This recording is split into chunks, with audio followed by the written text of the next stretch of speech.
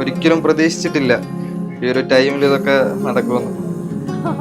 ആദ്യം 9 വെച്ചിട്ട് February 14 Jith propose ചെയ്തു.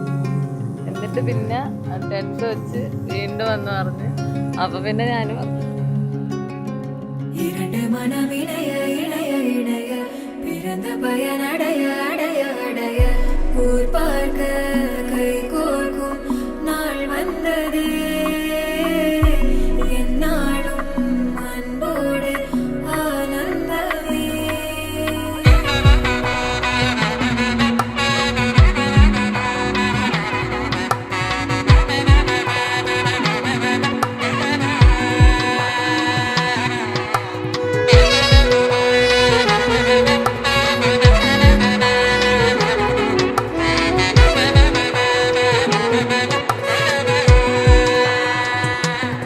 கூட்டிலே ஒரு ஓரமாய் இருந்தேனடா கண்ணா, வரமாகவே நீ வந்ததால் திளைத்தேனடா.